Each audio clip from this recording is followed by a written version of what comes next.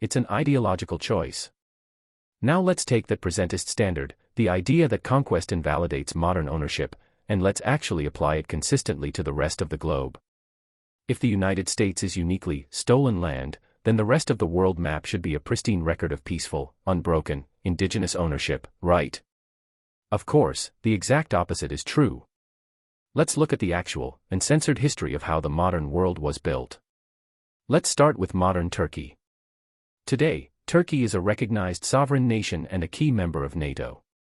But if you look at its geography, the land of Anatolia was the thriving, beating heart of the Christian Byzantine Empire, the eastern half of the Roman Empire, for over 1,000 years.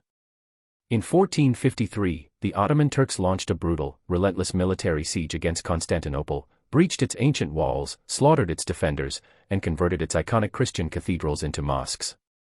They systematically replaced the language, religion, law, and culture of the existing population through military force. If the United States is stolen land, then Turkey is indisputably stolen land. Yet, we do not see mass student protests or international human rights groups demanding that Turkey hand Istanbul back to Greece. Let's look at the United Kingdom. The original, indigenous people of the British Isles were the Celts and the Britons.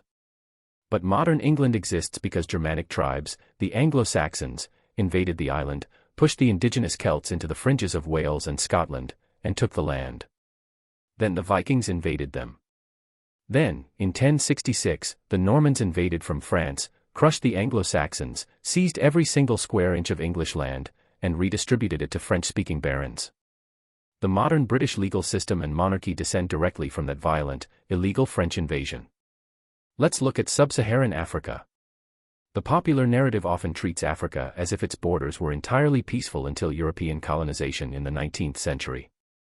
But historians and geneticists confirm that between 1000 BCE and 500 CE, one of the largest demographic upheavals in human history occurred, the Bantu migration. Armed with advanced iron-working technology and superior iron weapons, Bantu-speaking peoples expanded out of West Central Africa. Over centuries, they systematically swept across Central, Eastern, and Southern Africa, completely displacing, absorbing, or eradicating the indigenous Stone Age hunter-gatherer populations, such as the Khoisan. The modern black majority populations of South Africa hold that land because their ancestors won it through demographic and technological dominance over the